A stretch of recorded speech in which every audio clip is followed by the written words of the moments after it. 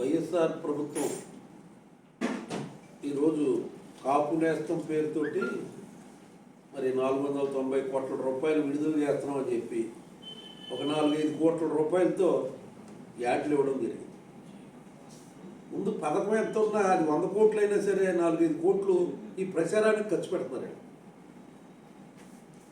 ఈవేళ గతంలో తెలుగుదేశం ప్రభుత్వం ఉండగా కాపులకి సంవత్సరానికి 3,000 కోట్ల రూపాయలు మరి బడ్జెట్లో పెట్టి అది ఇవ్వడం జరిగింది. అప్పుడు మేము 5,000 కోట్లు ఇస్తామని చెప్పి జగన్మోహన్ రెడ్డి గారు చాలా మీటింగుల్లో చెప్పడం జరిగింది. 5,000 కోట్లు కాదు కదా, ఈ 2 సంవత్సరాల్లో కూడా మీరు కాపులకు ఎంత ఇచ్చారన్నది ఒకసారి బేరీ చేసుకోండి. ఎందువల్లంటే బ్రిటిష్ గవర్నమెంట్ కాపులకి బీసీ రిజర్వేషన్ అమలు చేస్తే నీలం సంజీవ్ రెడ్డి గారు అవి రద్దు చేశారు.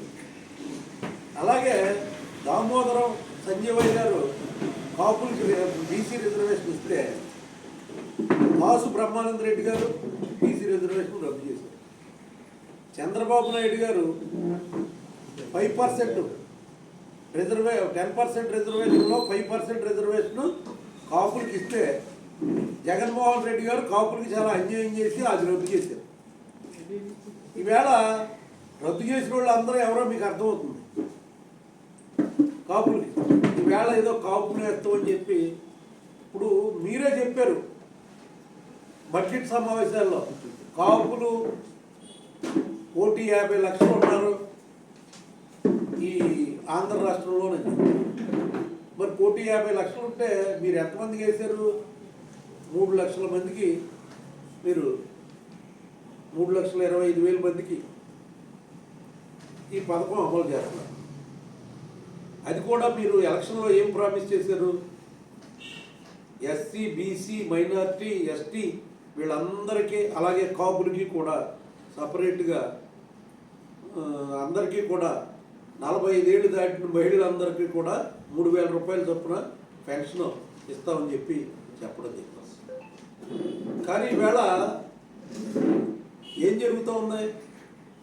మీరు 15,000 రూపాయల చొప్పున అందరికీ ఇచ్చేసి ఉంటున్నారు. మరి 1,50,00,000 ఉంటే కనీసం 30 లక్షల మంది అన్నా సరే 45 ఏళ్ళు దాటిన మహిళలు ఉంటారు కాపులు. మీరు వీటన్ని ఫిల్టర్ చేసేసి పూర్తిగా అనర్హతగా ఉంది ఈ పలానా కారణాల వల్ల రద్దు చేస్తూ అని చెప్పి వాళ్ళందరినీ ఫిల్టర్ చేసేసి ఏదో కొద్ది మందికి ఇవ్వడం జరుగుతుంది. అలాగే రైతు బంధు పథకంలో మరి కాపులు లేరు, అలాగే కౌలుదారులు లేరు. ముఖ్యంగా ఈ రాష్ట్రంలో కౌలుదారులే 80% ఉంటారు. ఆ కౌలుదారులు ఎవరో లేకపోకుండా మరి రైతు భరోసా పథకంలో మరి డబ్బులు వేస్తారని చెప్తారు. అది కూడా మేము 12,500 ఇస్తామని చెప్పి ఇప్పుడు 7,000 రూపాయలకి కుదించేశారు. అలాగే ఇప్పుడు కేంద్ర ప్రభుత్వం ప్రకటించిన మద్దతు ధర 1,850 రూపాయలు క్వింటాల్ ఉంటే ఈవేళ ఎంత జరిగింది? ఒక బస్తాకు వచ్చేటప్పటికి 1,100 కంటే ఎక్కువ, 75 కేజీల బస్తా 1,100 కంటే ఎక్కువ కొన్న పరిస్థితులు లేవు. మరి ఈవేళ 1,100కి కొని మీరు మిల్లర్ల ద్వారా కొనేసుకుని మీరు డబ్బులు వేసారా అంటే కొన్ని 3 నెలలు బట్టి రైతులు వాళ్ళ ఘోష అంతా ఇంత కాదు. మొన్న నేను కరూరు వైశ్య బ్యాంక్కి వెళ్ళాను. ఇక్కడ వెళ్తే క్యూలో గోల్డ్ లోన్లు ఏంటి అని అంటే మేనేజర్ని అడిగారు. ఏంటి అని అంటే రైతులకు డబ్బులు పడలేదు కదండి, వాళ్ళందరూ బంగారాలు తాకట్టెట్టుకుని మరి పెట్టుబడులు పెట్టాలంట కదా, బంగారాలు తాకట్టెట్టుకుని ఇప్పుడు డబ్బులు పట్టుకెళ్తున్నారని చెప్పారు. ఈ పరిస్థితుల్లో రైతుల్ని మరి పూర్తిగా ముంచేసిన గవర్నమెంట్ ఏదైనా ఉన్నదంటే అది వైఎస్ఆర్ ప్రభుత్వం అని చెప్పగలుగుతాం. అలాగే మరి కాపులకి విదేశాల్లో చదువుకుంటాకి ఇంచుమించుగా 4,500 మంది దాకా మరి లబ్ధి పొందిన పరిస్థితి తెలుగుదేశం ప్రభుత్వంలో ఉంటే ఈవేళ అది పూర్తిగా రద్దు చేసేసారు. కాపులు నేనేదో ఆదుకున్నానని చెప్తారేంటి? అసలు ఏ రకంగా కూడా మీరు అన్ని రకాలుగా కూడా కాపులను మోసగించారు. తెలుగుదేశం ప్రభుత్వంలో కాపుల్లో ఒక పెద్ద ఆయన ఆధ్వర్యంలో మరి విపరీతంగా కాపులకు అన్యాయం జరిగిపోతుందని చెప్పి రోడ్డు ఎక్కిన పరిస్థితులు ఉన్నాయి. కానీ ఈవేళ వాళ్ళు ఎవరు కనపడడం లేదు, ఆందోళన చేసే పరిస్థితి లేదు. గతంలో కూడా చంద్రబాబు నాయుడు గారి గవర్నమెంట్ 1999లో ఉన్నప్పుడు కూడా ఇదే పరిస్థితి జరిగింది. 2004 వచ్చేది, అప్పుడు కూడా ఇలాగే రావడం, మళ్ళీ గవర్నమెంట్ మారిపోయిన వెంటనే ఈ పెద్ద మనుషులందరూ కూడా నోరు మూసుకుని ఊరుకోవడం జరుగుతుంది. ఏ గవర్నమెంట్లో కాపులకు అన్యాయం జరిగితే ఆ గవర్నమెంట్లో మీద మరి పోరాడవలసిన అవసరం వాళ్ళకు ఉంది. కానీ అలా చేయడం లేదు. ఈవేళ ఇంకా చెప్పాలంటే రైతులకి జరిగే అన్యాయం మరి ఇక ఎక్కడి నుంచి వచ్చిందంటే ఈవేళ ఈ క్రాప్ ఇన్సూరెన్సు ఇవి వచ్చినాయి. వస్తే రైతులు 9,000, 6,000, 9,000 అలా పడినాయి. వీళ్ళ దగ్గర మనిషికి రైతు దగ్గర 1,000 రూపాయలు కలెక్షన్ చేయించేస్తారు. ఇది రైతులకు వెళ్ళిపోతుందో ప్రజాప్రతినిధులకు వెళ్తుందో ఎవరికి కూడా తెలియడం లేదు. ఆ డబ్బులు ఇవ్వకపోతే మీకు క్రాప్ ఇన్సూరెన్స్ రాదు, మీ పేరు తీసేసాం లేకపోతే కొట్టేసాం. అలాగే మీరే నియమించిన వాలంటీర్లు క్యాస్ట్ వైడ్గా చూసుకోవడం, మీకు అనుకూలంగా వాళ్ళు పని చేస్తూ ఉంటే వాళ్ళు ఉంచడం, వాళ్ళ పని వాళ్ళే చేసుకుని మీ పార్టీ పని చేయకపోతే వాళ్ళని తీసేయడం, మీ ఇష్టానుసారంగా కొన్ని దానికి నామ్స్ కానీ ఫలానా కారణంగా నేను తీసేసేమని కానీ ఈ పరిస్థితులు లేవు. ముఖ్యంగా ఈవేళ రోడ్లు చూస్తే మీ అందరికీ కూడా అర్థమవుతూ ఉంటుంది. ఎక్కడ ఈ 2 సంవత్సరాల్లో ఎక్కడా కూడా రోడ్డు వేసిన సందర్భం లేదు. ఇప్పుడు మన తాడేపల్లిగూడెం నియోజకవర్గాన్ని తీసుకుంటే హౌసింగ్ బోర్డు నుంచి హార్టికల్చరల్ యూనివర్సిటీ వరకు 26 కోట్లు సెంట్రల్ గవర్నమెంట్ ఫండ్ శాంక్షన్ అయ్యి ఉంది 4 లైన్స్. ఎందువల్లంటే రైతులు వ్యవసాయ ఉత్పత్తులు స్పీడ్గా వెళ్తాయనో లేకపోతే హార్టికల్చరల్ యూనివర్సిటీకి మంచి రోడ్డు వేయాలనో సత్సంకల్పంతో కేంద్ర ప్రభుత్వం ఆ రోడ్డు మనకి ఇచ్చింది. ఆ రోడ్డు ఇస్తే 9 నెలల క్రితం టెండర్కి ఎక్కేస్తారు. టెండర్కి ఎక్కిస్తే ఇక్కడున్న ప్రజాప్రతినిధులు మరి హైయెస్ట్ వాళ్ళ రెమ్యునరేషన్ అడుగుతున్నారు, పర్సంటేజ్ అడుగుతుంటే వాళ్ళు ఏం చేశారు, టెండర్లు ఎవరో వేయకూడదని తీర్మానించుకున్నారు. ఆ వేళ ఎవరో టెండర్లు వేయలేదు. ఈ డబ్బులు కూడా రాష్ట్ర ప్రభుత్వం లాగేసి ఉంటుంది నా ఉద్దేశంలో. సర్పంచుల డబ్బులే, గ్రామాలకు చెందిన గ్రామాల్లో ఉన్న డబ్బులే రాష్ట్ర ప్రభుత్వం వాడేసుకున్నప్పుడు ఈ డబ్బులు వాడేసుకోవడంలో ఆశ్చర్యం ఏమి లేదు. ఏ కాంట్రాక్టర్ కూడా ముందుకు వచ్చి టెండర్లు వేసే పరిస్థితులు లేవు. కనీసం తట్టమట్టి ఈ గోతులు పూడ్చే పరిస్థితుల్లో కూడా లేవు. మన ఇలా ముద్దుగూడపాడు వెళ్తే మీ అందరికీ తెలుస్తుంది ఎంత పెద్ద గోతులు ఉన్నాయన్నది. ఇటు పెద్దాడిపల్లి నుంచి వెంకటరామనగూడెం దాకా వెళ్తే తెలుస్తాం. ఇలాగా అభివృద్ధి అనేది లేకోకుండా మరి పూర్తిగా ఏదో నేను నవరత్నాలు చేస్తున్నాను. ఆ నవరత్నాల వల్ల మిగతా ఇప్పుడు రైతులు పోయినా పర్వాలేదు, మీ నవరత్నాలు కరెక్ట్గా ఉంటారు. నేను ఇచ్చిన మాట కోసం నేను చేసేస్తాను. ఆ అప్పుల కోసం మీరు ఈవేళ ఆర్థిక మంత్రి ఢిల్లీలో కూర్చున్నాడు. దేనికి? డబ్బులు అప్పు కావాలి, ఎక్కడైనా సరే అప్పు పుట్టించేయాలి. ఈవేళ 2019లో ఉన్న ఆదాయం ఈవేళ లేదు. ఈవేళ నేను మద్యపాన నిషేధం పెట్టేస్తాను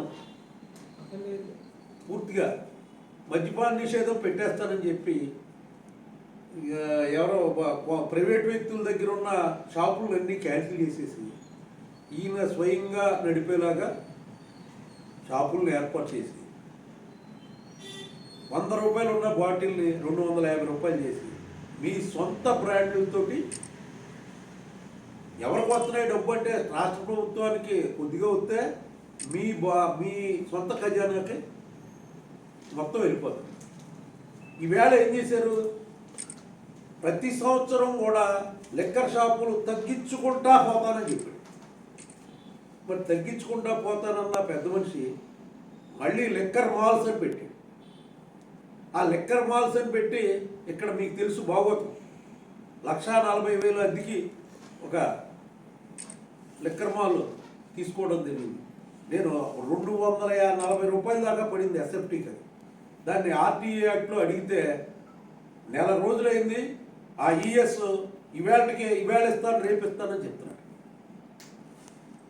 ఇక్కడ ఎక్కడా కూడా 40 రూపాయలు మించలేదు.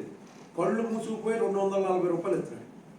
అంటే ఈ రకంగా ఖర్చులు పెంచుకుంటా నేను ఇలా చేస్తానని చెప్పి ఈవేళ మళ్ళీ 300 షాపులు రాష్ట్రంలో 300 షాపులు ఎత్తాకే తెరలు ఎత్తున్నాడు.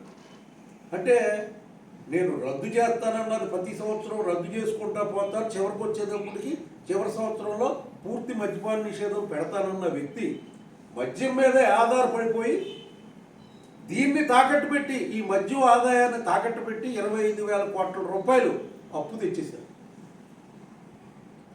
అప్పు ఎక్కడ పుడితే అక్కడ ఎలా వస్తుంది అన్నదే వదిలేసి మొన్న మధ్యన ఆర్బీఐ మొత్తం అన్ని రాష్ట్రాలకే కలిపి ఒక ఏలంపాటు పెడుతూ ఉంటారు. దాంట్లో హయ్యెస్ట్ వడ్డీకి పాడుకోవడం ఆంధ్ర రాష్ట్ర ప్రభుత్వం దౌర్భాగ్యం. ఇప్పుడు ఎప్పుడు ఆర్బీఐ ఇలా ప్రకటించినా ఎవరు పాడేస్తారంటే జగన్మోహన్ రెడ్డి గారి ప్రభుత్వం పాడేస్తుంది గ్యారెంటీ. అప్పు పుడితే చాలు ఏదైనా చేసేయడానికి రెడీ. 41,000 కోట్ల రూపాయలు అది ఖర్చులు కనపడతలేదని చెప్పి పయ్యావుల కేశవ్ గారు మరి చెప్తే దానికి ఆన్సర్ లేదు. కథలు చెప్తున్నాడు ఏదో బుర్రకథ చెప్పినట్టు ఆర్థిక మంత్రి, అంతే తప్పితే ఏ రకంగానూ కూడా సరైన ఆన్సర్ ఇచ్చే పరిస్థితి లేదు. అది కాకోకుండా 41,000 కోట్ల రూపాయలు కాకుండా మళ్ళీ ఒక 25,000 కోట్ల రూపాయలకి కూడా కాగు తప్పు పట్టిన ప్రభుత్వం మాత్రం మేము ఇంతే, మేము ఇలా సమాధానం చెప్పం, మేము ఇలాగే గడుపుతూ ఉంటాం. కోర్టుల నుంచి ముట్టికాయలు, సుప్రీంకోర్టు నుంచి ముట్టికాయలు, హైకోర్టు ఏం చెప్పిందో అమరావతిలో సుప్రీంకోర్టు కూడా అదే చెప్పింది, ఇన్సైడర్ ట్రేడింగ్ అనేది లేదని చెప్పి. ఈవేళ చంద్రబాబు నాయుడు గారి మీద ఉన్న ఫలానా ఆరోపణలు ఉన్నాయని చాలా ఆరోపణలు చేశారు. ప్రతిదీ కూడా క్లీన్ చిట్ వచ్చేస్తుంది ఈవేళ పూర్తిగా. మీరు ఇప్పుడు కొత్తగా విశాఖపట్నంలో మీ ఇష్టానుసారంగా భూదందాలు చేస్తున్నారు. ఎన్నో ఉన్నాయి. మీ అన్నీ కూడా మీ గవర్నమెంట్ వెళ్ళిపోయిన తర్వాత ఈ ఆఫీసర్లో మీతో పాటు జైల్లో కూర్చోక తప్పదు. ఎందువల్లంటే వాళ్ళ తప్పు చేయకూడదు. మీరు చెప్తారు ఆఫీసర్లు అన్నవాళ్ళు కరెక్ట్గా వెళ్ళాలి, ఇది కరెక్ట్ అంటే కరెక్ట్ అని చెప్పాలి, కరెక్ట్ కాకపోతే కరెక్ట్ కాదని చెప్పాలి. ఈ మధ్య చూశారు మీరు హైకోర్టులోని కొంతమంది ఐఏఎస్లు కానీ ఐపీఎస్లు కానీ కోర్టులో ముద్దాయిల్లాగా బోన్లు ఎక్కి వారం రోజులు జైలు, నెల రోజులు జైలు ఇలా వేసేయడం జరిగింది. మళ్ళీ వాళ్ళు ఏదో బతిలాడుకుంటే క్యాన్సిల్ చేయడం జరిగింది. ఇలాగా మీరు కాపులకి తీరని అన్యాయం చేశారు. కాపులకు అన్యాయం చేసి మేము కాపులకు ఏదో న్యాయం చేశారని ఈ యాడ్ మరి పేపర్లకి విపరీతమైన యాడ్లు. అది 50 కోట్ల పథకమైనా సరే ఒక 5 కోట్లు దానికి వెళ్ళిపోవాలి. ఈ రకంగా మీరు రాష్ట్రాన్ని అప్పుల ఊబిలో కూల్చేశారు. ఎందువల్లంటే ఆంధ్ర రాష్ట్రం ఉభయ రాష్ట్రాలు ఉండగా ఏర్పడిన నాటి అప్పుల కంటే మీరు ఇప్పుడు చేసిన అప్పులు దానికంటే చాలా ఎక్కువ చేశారు. ప్రతి కార్పొరేషన్ కూడా దోపిడీ చేసేసారు. ఏ కార్పొరేషన్లో కూడా రూపాయి లేదు. ఏ కార్పొరేషన్ నుంచి ఇప్పుడు ఆ కార్పొరేషన్ ఇంతకు ముందు ఒకసారి కూడా చెప్పాను నేను, కార్పొరేషన్లు ఇవన్నీ కూడా 135 ప్లస్ 56 ఇవన్నీ కూడా ఉత్సవ విగ్రహాలు తప్పితే అందులో ఎక్కడా కూడా ఒక్క రూపాయి కూడా ఉండవు. ఇలాంటి పరిపాలన ఎవరు చూసినా ఇలాంటి పరిపాలన ఎక్కడా చూడలేదంటున్నారు. లబ్ధిదారులకు కూడా త్వరలో తెలుస్తూ ఉంటుంది. ఎందుకంటే మేము ఇంటి పన్నులు పెంచేస్తాం, అలా నీటి పన్నులు పెంచేస్తాం, అలాగే చెత్తకు కూడా పన్ను వేసేస్తాం. ఈ రకంగా మీరు వెళ్తారు. ఇంకా ఉండే కొద్దీ డబ్బులు లేకపోయేటప్పటికి మీరు పరిపాలన ఎలాగో చేయలేక పిచ్చెక్కిపోయి ఇప్పుడు ఆల్రెడీగా రైతులకి మీటర్ల మీద అదే బోర్డులకి మీటర్లు అరేంజ్ చేసి మేము కట్టేస్తూ ఉంటారు. నీ దగ్గర డబ్బులు లేవు, నా దగ్గర డబ్బులు లేవు, నేను కట్టలేను, రైతుల మీద వేసేయండి అంటారు. రేపు పొద్దున ఖచ్చితంగా అదే జరుగుద్ది. జరగబోయేది అదే. అలాగే డెల్టా రైతులకు కూడా ఆ నీటి తీరువా అని చెప్పి ఎకరానికి ఒక 5,000 వేసానంటాడు. రిజిస్ట్రేషన్ ఛార్జీలు పెంచేస్తారు. ఇంక అన్నీ కూడా బాధుడని ఆయన చెప్పిందే. బాధుడు పెట్రోలియం ప్రోడక్ట్స్ మీద ఇష్టానుసారంగా మరి ఎక్కడ భారతదేశంలో ఎక్కడా లేని విధంగా అంత రేట్లు మన ఆంధ్రప్రదేశ్లో ఉన్నాయి. ఇవన్నీ గమనించి మీరు ఖచ్చితంగా కాపులకి న్యాయం చేశారంటారు, కానీ మీరేం న్యాయం చేశారో మాకైతే అర్థం కావట్లేదు. అసలు మీరు ప్రతి కులానికే అన్యాయం చేశారు. ఒక్క కులానికి తప్పితే అన్ని కులాలకి కూడా అన్యాయం చేశారు. ఒక్క కులానికే పూర్తి న్యాయం చేసుకుంటున్నారు. ఇది ప్రజలందరూ, నా మాట కాదు, ప్రజలందరూ అనుకునే మాటే. త్వరలోనే ఇంకా రాబోయే రోజుల్లో ఇంకా ఇంకొక 3 మాసాలు రేపు ఆగస్టు ఎలా గడుస్తుందో అనుకుంటున్నారు. మీ ఆర్థిక మంత్రి వెళ్ళి ఢిల్లీలో కూర్చుని అప్పుల కోసం మొత్తం తిరుగుతున్నాడు. ఈ పరిస్థితుల నుంచి మేము ఎవరు కూడా ఈ రాష్ట్రాన్ని రక్షించే పరిస్థితి లేకపోకుండా మరోసారి 30 ఏళ్ళు పరిపాలన అంటాడు ఆయన. 2 ఏళ్ళకే జనాలకు పిచ్చెక్కిపోయి ఏం చేయాలో తెలుస్తలేదు. వ్యాపారస్తులకి వ్యాపారం లేదు, ఏమీ లేదు. మీరు ఇవన్నీ కూడా గమనించుకుని ఇక్కడైనా మరి మీ పరిపాలన మార్చుకుని కాపులకి ఇమీడియట్లీగా ఏదైతే చంద్రబాబు నాయుడు గారు 5% రిజర్వేషన్ ఇచ్చారో ఆ 5% రిజర్వేషన్ మరి ఇవ్వాలని, అలా ఇవ్వకోకుండా ఉంటే కనుక మరి కాపుల తరఫున తెలుగుదేశం పార్టీ పోరాడుతుందని తెలియజేస్తూ సెలవు తీసుకుంటాం.